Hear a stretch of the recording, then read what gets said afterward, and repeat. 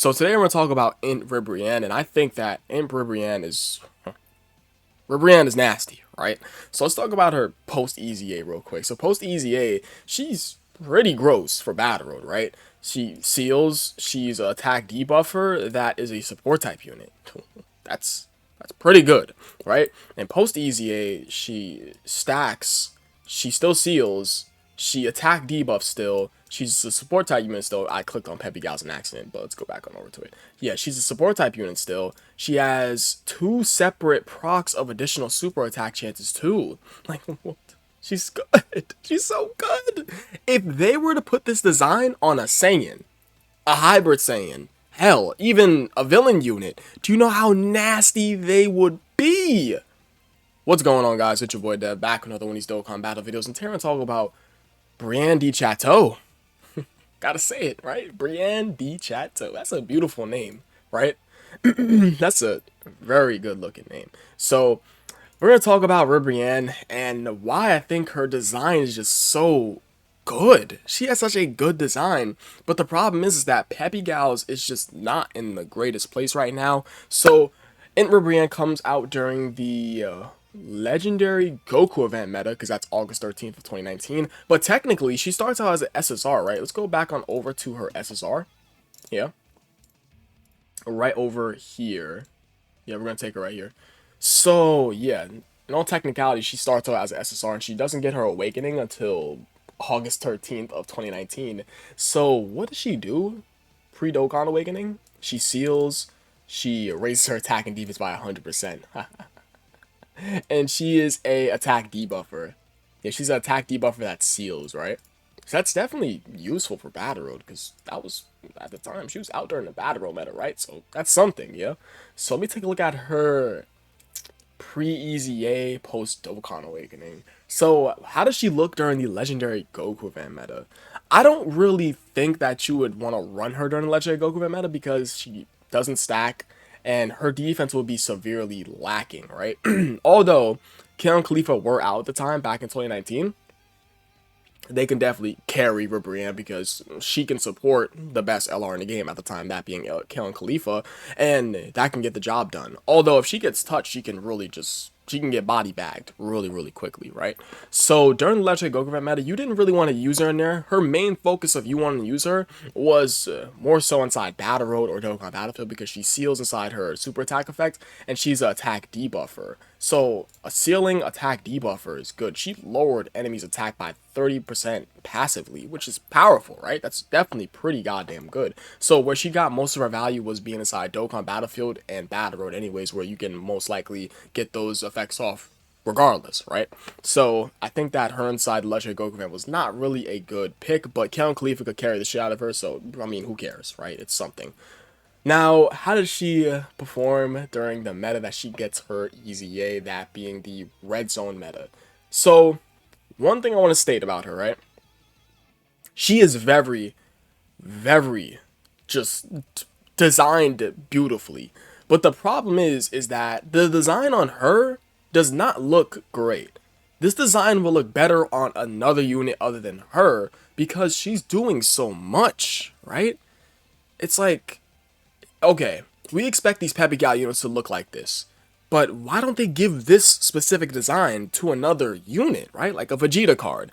Could you imagine if Vegeta stacked, sealed on super, attack debuff, was a support type unit, and had two separate procs of additional super attack chance? So nasty. Like, her kit is gross. It's like, it's a common occurrence with these Peppy Galleons to make them so just goddamn gross. This is a gross passive, right? I remember seeing Int Ribrianne awaken and seeing her passive, and I was like, damn, that's good. Like, she starts out with 120% attack defense start turn. She gains 10% attack and defense per Peppy Gal's category on the team, as well as attack debuffing up to 30%. And she's a support type unit. Being a support type unit to your own category team, as well as attack debuffing and sealing on super, is great. That is definitely pretty goddamn great. But I feel like one of the issues with her during the red zone meta, where she came out during, was the fact that her stacking was a bit slow, right? Because, sure, some of these bosses could have their defense lowered, right? I'm pretty sure some of those red zone bosses can. I'm going to bring up the red zone right now. I'm gonna bring up movie bosses and GT bosses. Let me get those two right now.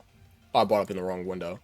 Yeah, it's movie bosses. No, I already I brought up movie bosses. Damn, yo, what is wrong with me today? It's definitely because I'm sick right now. So yeah, I'm pretty sure they can't have, no, most of these bosses can't have their attack or defense lowered. I mean, not like it matters though, right? Because attack lowering is obviously powerful, but defense lowering is just useless. Because you guys are, these fucking red zone bosses already have a lot of damage reduction, right? They have fucking built-in damage reduction, so who cares about defensive lowering? Dokkan, it's like, who cares? Let us defensive debuff the bosses. Yeah, so we can get these off. Like, what we want to get off is this, right? Because she launched additional attack that's 30% chance to become a super attack when the boss would be in the attack or defensive down status right over here. I highlighted this one on accident, but right over here. Yeah. So I mean, dude, come on, it's just I don't know. But for the red zone, I don't think that she would perform well in there. I haven't used her in there, but where I used her in was Cell Max, and I'm not gonna lie, she got cooked. I'm just gonna say it outright. She didn't have enough time to stack up. She got completely just blue balled in there. She got cooked, like cooked hard. But for the red zone, I don't know if you want to use her because the problem is that Peppy Gals is dead. Universal Survival Saga is dead. Transformation Boost is good, but obviously there's better options. Special Pose, I mean, you do have Gamma 2 as the leader, but I mean, it's like her on special poses is probably not going to happen. And Space Traveling Warriors is outright better option to run over her. Sure, she's a good unit, but this is why I make the case that her design should be on another unit, right? So let's go ahead and talk about what is good about her, because clearly she has no 200% leader skills, right? She doesn't. We're just not going to go and talk about that. So what is good about her pre-EZA? I think that it's very clear cut and simple. What's good about her pre-EZA? She seals on super. She's an attack debuffer. That's a support type unit to her own category team, right? And this is at the time where Peppy Gals didn't have a real leader skill. Yeah, like we didn't get a real leader skill to Peppy Gals until Videl came out in 2021. We didn't get a real leader skill to Peppy Gals till 2021. And this is one of the first category teams in the game.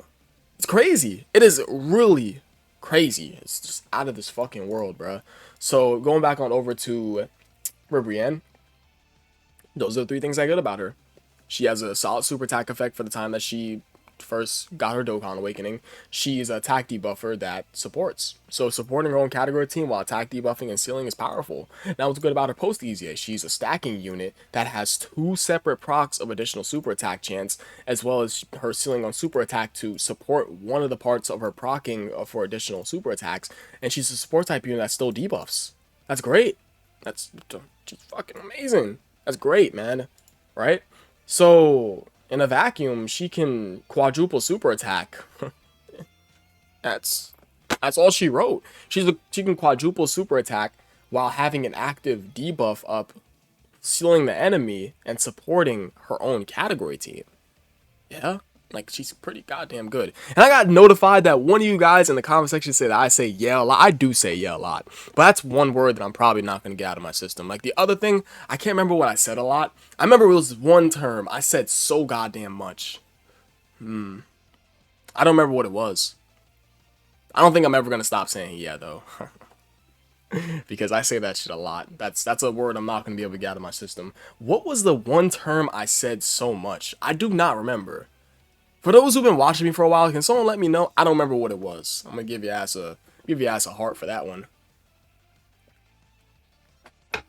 So I think that's it for Brienne Chateau, right? Because she's good.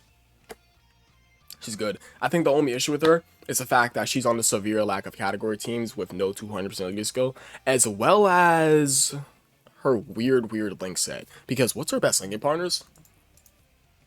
Ooh.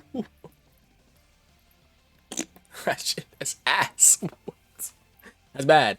Let me see what her links are with all 7 links active at link level 10. That's good. This is good, but the 11 key. 11 key. Guys, that's 11 key. What? She's getting 11 key? What the? Alright. I think we've seen what we haven't seen, but yeah, I appreciate you guys watching. You guys are the best. I'll catch you guys in the next video. Peace.